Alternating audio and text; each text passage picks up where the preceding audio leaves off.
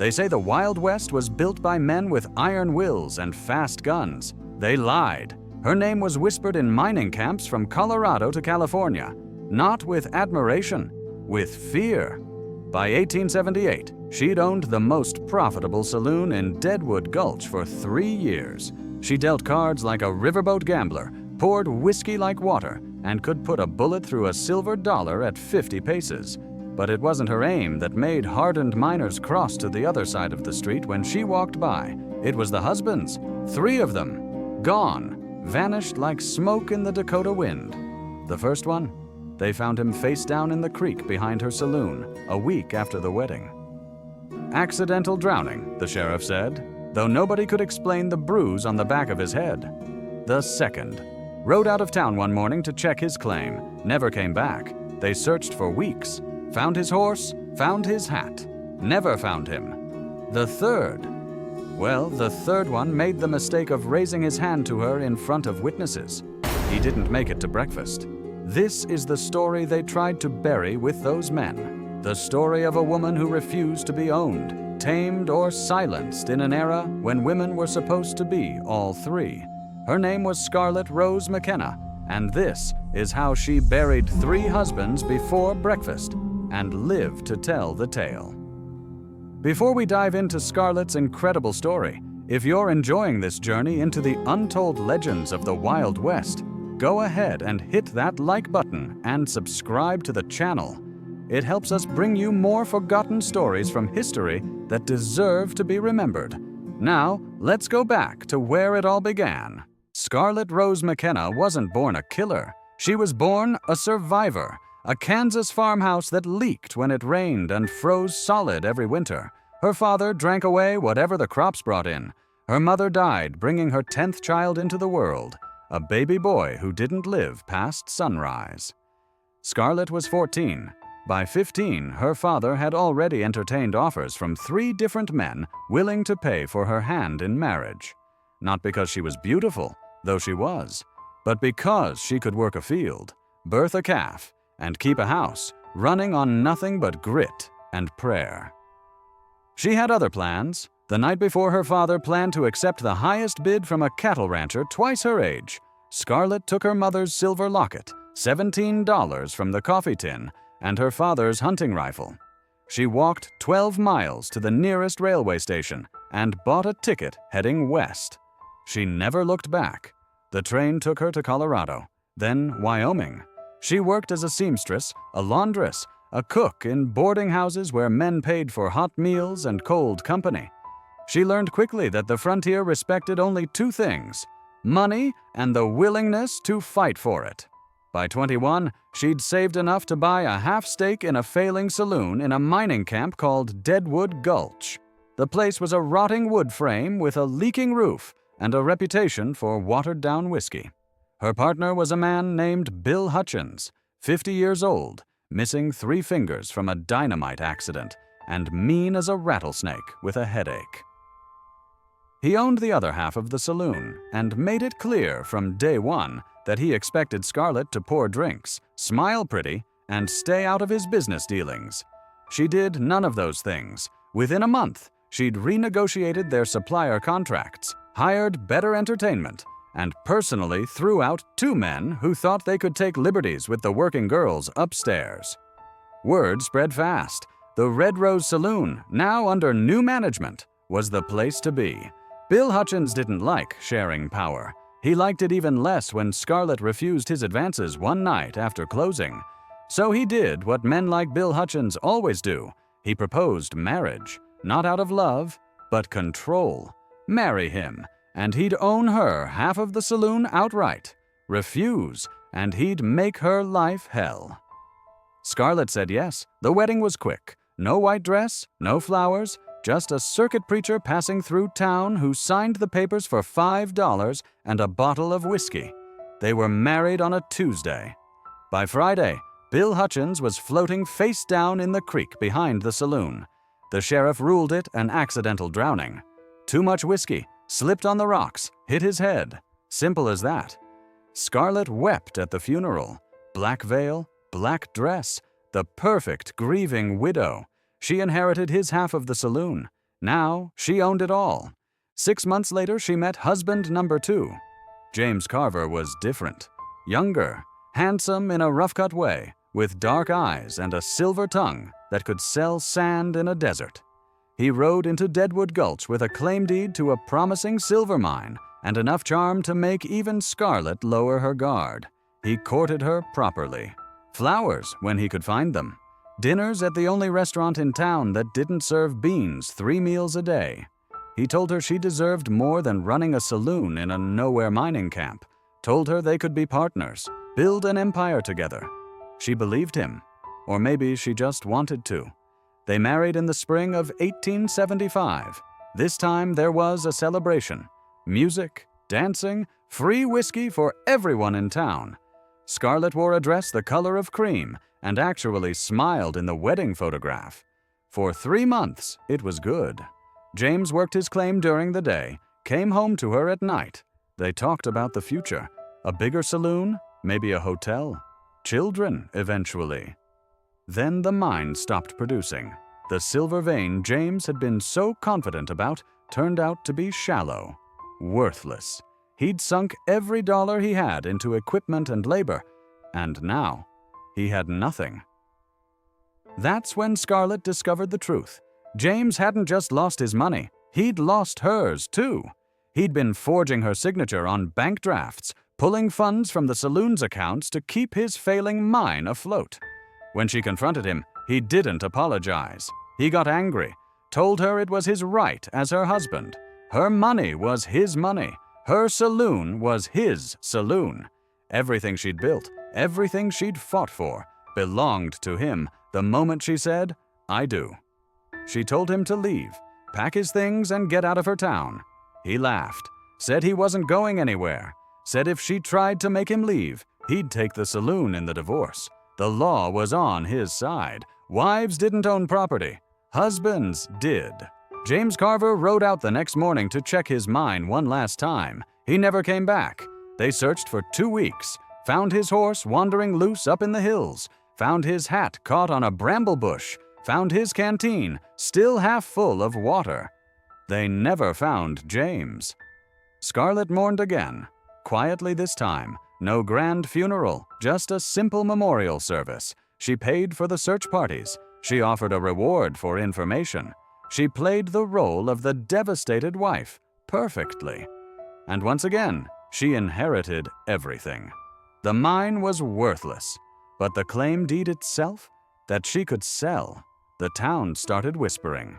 2 dead husbands in as many years. Some said it was coincidence, bad luck. The frontier was a dangerous place after all. Men died all the time, others weren't so sure. But Scarlett Rose McKenna didn't care what they whispered. She had her saloon, she had her freedom, and she'd learned the most important lesson the West had to teach. Never let a man think he owns you. Because the only thing more dangerous than a woman with nothing to lose is a woman who's already lost everything once and refuses to do it again. By 1876, Scarlett Rose McKenna was the most powerful woman in Deadwood Gulch, and the most dangerous. The Red Rose Saloon wasn't just a saloon anymore, it was an empire. She'd expanded into the buildings on either side, added a proper hotel upstairs with clean sheets and hot water, rare luxuries in a mining camp where most men slept in tents or shared bunks in cramped boarding houses. She employed 15 people, bartenders, cooks, card dealers, musicians, and girls who worked the rooms upstairs. She paid them fair wages, better than anywhere else in town, and made it clear that anyone who mistreated her employees would be banned for life. Or worse, the miners loved her. She extended credit to men down on their luck, threw free poker tournaments on Saturday nights, and always kept the whiskey flowing. But they also feared her. Everyone had heard the stories. 2 husbands gone, 2 fortunes inherited. And Scarlett, with her pearl-handled revolver always within reach behind the bar. She wore black most days, not mourning clothes, but elegant dresses that made her look like a widow and a queen all at once. Her dark hair was always pinned up, her face beautiful but hard, like carved marble. She rarely smiled, and when she did, it never quite reached her eyes. Men still proposed to her regularly. Miners who'd struck it rich and thought money could buy her. Gamblers who figured they could charm their way into her bed and her bank account. Drifters who saw a lonely widow and assumed she was desperate for companionship. She turned them all down, politely at first, then less politely when they persisted. The town had a saying, "3 strikes and you're out. Scarlett McKenna's already at 2. But whispers weren't enough to stop the truly foolish or the truly ambitious. Enter Thomas Granger, husband number 3. Thomas wasn't a miner or a gambler or a drifter. He was a businessman from Denver, 35 years old, well-dressed, well-educated, and according to him, well-connected. He arrived in Deadwood Gulch with plans to civilize the camp, build a proper bank, establish law and order, attract respectable families instead of just fortune-seeking men. He saw Scarlett Saloon as the biggest obstacle to his vision, a den of vice and violence right in the center of town. He tried to buy her out, offered her triple what the business was worth, told her she could retire comfortably, maybe move back east, where a woman of her beauty and intelligence belonged. She laughed in his face, so Thomas changed tactics. If he couldn't buy the saloon, he'd marry the owner. He was handsome enough, smooth enough, and patient enough to play the long game. He started courting her publicly, sent flowers, invited her to dinners, spoke respectfully about her business acumen in front of other men, which was unusual enough to catch her attention. Scarlett saw through him from the start, saw the calculation behind his charming smile, saw the ambition burning in his eyes every time he looked at her saloon. But Thomas Granger had one thing her previous husbands hadn't: legitimacy. Marriage to him would mean respectability, protection from the whispers, a chance to be seen as something other than the Black Widow of Deadwood Gulch. She married him in the fall of 1877. Small ceremony, practical vows, no illusions on either side. It was a business arrangement dressed up in wedding clothes, and they both knew it. For a while, it worked. Thomas helped her expand the business, used his connections to bring in better liquor, finer furnishings, even convinced a traveling theater troupe to perform at the Red Rose for a week.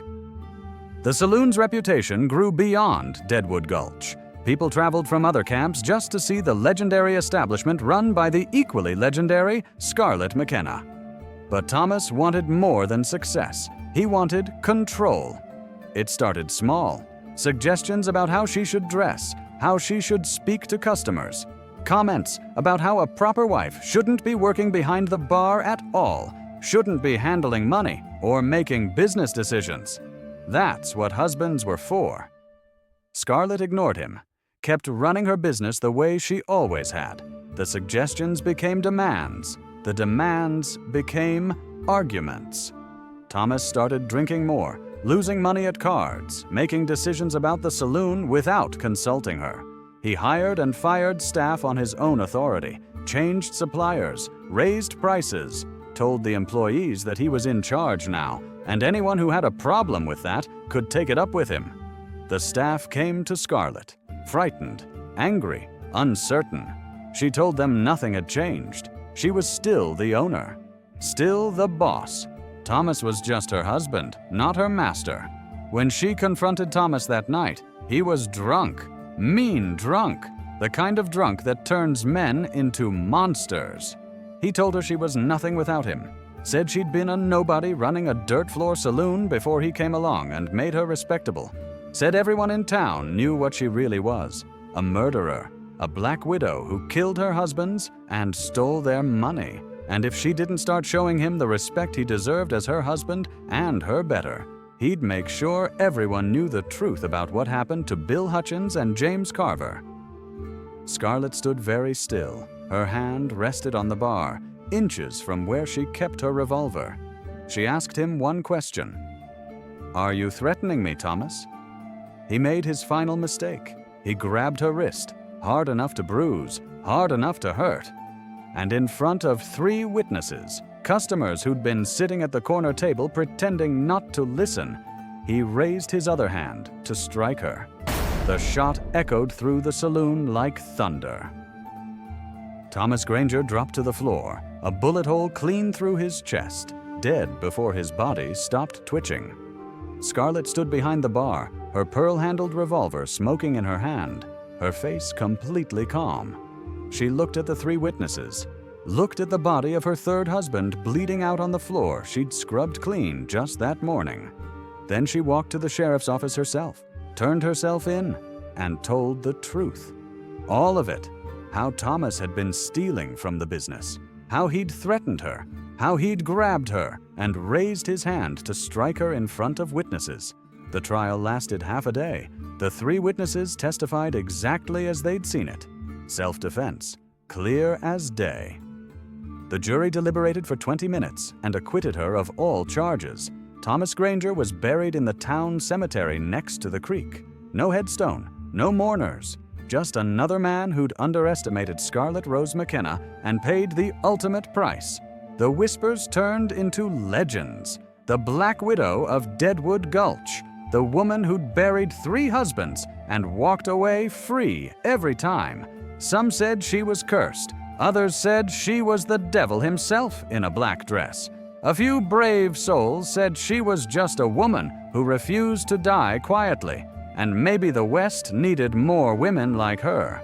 Scarlett didn't care what they said anymore. She ran her saloon, made her money, and made it absolutely clear that she was done with marriage, done with men who thought they could own her, done with playing the role of the wife, the widow, the woman who needed saving. She'd saved herself 3 times already. She didn't plan on needing a 4th, but the West has a way of surprising even the most careful survivors. Because 3 months after she buried Thomas Granger, a stranger rode into Deadwood Gulch, quiet, dangerous, and completely unlike any man she'd ever met before. His name was Cole Dakota, at least that's what he told people. He rode into Deadwood Gulch on a January morning when the snow was coming down, sideways, and most sensible folks were huddled inside by their fires. He was tall, lean, dressed in dark wool and worn leather. His hat was pulled low, his face weathered by sun and wind and years of hard living. He tied his horse outside the Red Rose Saloon, shook the snow from his coat, and walked inside like he owned the place. Scarlett was behind the bar, counting receipts from the night before. She looked up when the door opened, assessed him in 3 seconds the way she assessed every man who walked through her doors. Drifter, probably a hired gun based on the way he wore his revolver, low and tied down. Dangerous, but not looking for trouble unless trouble found him first. He sat at the bar, didn't speak, just waited. She poured him whiskey without asking, set the glass down in front of him, and went back to her counting. He drank it slow. When the glass was empty, he set it down gently and finally spoke. "Heard you run the best establishment between here and San Francisco." "You heard right. Also heard you're hiring security, someone to keep things peaceful when the miners get rowdy on payday." Scarlett looked at him properly then. Really looked. Most men who wanted work from her spent the whole conversation staring at her chest or trying to charm their way into her good graces. This one met her eyes directly. No smile, no flattery, just straightforward business. "I don't hire men I don't know." "Fair enough. Name's Cole Dakota. Spent 10 years working security for mining operations in Nevada and California. Got references if you want them. Don't drink on the job. Don't start fights I can't finish. And I mind my own business." "Why Deadwood Gulch? There's bigger towns with better pay." "Heard this place had the smartest owner. Figure that's worth more than bigger pay." Scarlett studied him for a long moment. There was no con in his eyes, no hidden agenda she could detect. Just a man looking for honest work. She hired him on a trial basis, 1 month. If he worked out, they'd discuss permanent employment. Cole Dakota proved himself within a week. He broke up fights without throwing a single punch, just stepping between angry drunks with a quiet authority that made them reconsider their choices. He was polite to the working girls, respectful to the staff, and completely uninterested in the gossip that swirled constantly through a place like the Red Rose. He also never once asked Scarlett about her dead husbands, never mentioned the rumors, never looked at her like she was a black widow or a devil or anything other than his employer. That alone made him different from every other man in Deadwood Gulch. Weeks turned into months. Cole became a permanent fixture at the Red Rose. He worked nights mostly, standing quiet in the corner, watching everything, intervening only when necessary. During the day, he helped with repairs around the saloon, fixed the leaking roof Scarlett had been meaning to deal with for months, even built proper shelves behind the bar without being asked. They didn't talk much at first, just business, schedules and pay, and which troublemakers needed banning. But gradually, in the quiet hours after closing when Scarlett was counting receipts and Cole was checking the locks, conversations started happening. She learned he'd grown up in Montana, lost his family to scarlet fever when he was 16, spent the next decade drifting, working wherever he could, never staying anywhere long enough to put down roots. He didn't ask about her past, so she didn't volunteer it. The unspoken rule between them was simple.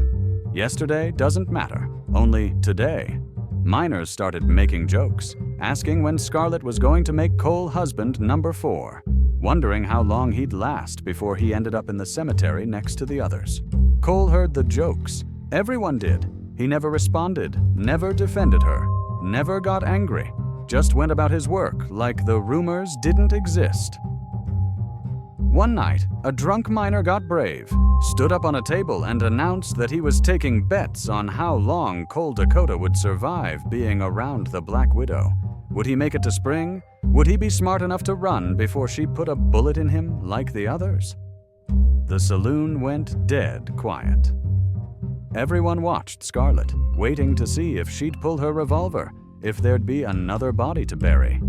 She didn't move, just kept wiping down the bar, her face expressionless. Cole walked over to the drunk miner, grabbed him by the collar and hauled him down from the table. Spoke quietly, so only the miner could hear. Whatever he said made the man go pale. He apologized to Scarlett, paid his tab, and left immediately. After closing, Scarlett asked Cole what he'd said. Told him you're the toughest person in this town and the only reason it's still standing. Said if he disrespected you again, he'd answer to me. Then I told him the truth about scared men and the stupid things they say when they're drunk. What truth? That you scare them because you don't need them. You don't need anyone, and men can't stand a woman who doesn't need saving. Scarlett looked at him for a long time. Something shifted in the air between them. Something neither of them had been looking for, but couldn't ignore anymore. And you? Do I scare you, Cole Dakota? He smiled for the first time since she'd met him. A real smile, small but genuine. Terrify me, but not because of dead husbands or guns or any of the ghost stories they tell. You scare me because you're the first person in 10 years who makes me want to stop drifting. They didn't rush into anything. No grand declarations, no proposals, no wedding bells. They just existed together. Partners in running the Red Rose, partners in keeping Deadwood Gulch, civilized enough to prosper, but wild enough to stay interesting. Scarlett never married again, never saw the point. She and Cole built something better than marriage. They built trust, respect, a partnership between equals where neither one owned the other, and both were free to walk away anytime they wanted. They never did. Years later, when people asked Scarlett about the legendary Cole Dakota, whether he was her 4th husband, she'd smile that rare smile that actually reached her eyes and say the same thing every time. Cole's not my husband, he's my match, and that's worth a hell of a lot more. The miners eventually stopped making jokes, stopped whispering about dead husbands and black widows, because everyone could see that Scarlett Rose McKenna had finally found the one thing she'd been looking for all along. Not a man to save her, not a husband to own her, but an equal. Someone dangerous enough to understand her, strong enough to stand beside her, and smart enough to never try to tame her. Because the truth is, the Wild West wasn't tamed by men with fast guns and iron wills. It was survived by women like Scarlett McKenna, who refused to be broken, refused to be owned, and refused to apologize for being exactly who they were. 3 husbands buried, 1 partner found, and a legend that would outlive them all. The Red Rose Saloon stood in Deadwood Gulch for another 20 years. Scarlett ran it until the day she died, at the age of 63, in her own bed, surrounded by the staff who'd become her family. Cold Dakota was holding her hand. They found letters after she passed, dozens of them, carefully preserved in a locked box beneath her bed. Marriage proposals from men all over the territory, some offering fortunes, others offering love, all of them offering to take care of her. She'd kept every single one, never answered a single one. At the bottom of the box was a different kind of letter, a deed. The Red Rose Saloon, transferred entirely into Cold Dakota's name, with instructions to sell it and split the proceeds equally among the staff who'd worked there. Every bartender, every cook, every working girl who'd called the Red Rose home. Cole followed her wishes to the letter. Then he rode out of Deadwood Gulch the same way he'd ridden in, quiet, alone, and heading toward the horizon. Nobody knows where he went. Nobody knows where he's buried.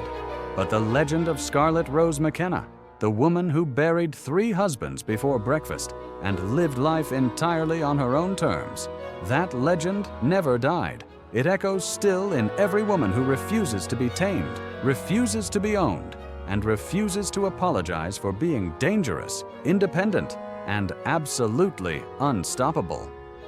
The Wild West wasn't won by men alone. It was carved out by women with steel spines and loaded guns who understood one simple truth: the only person who can save you is yourself.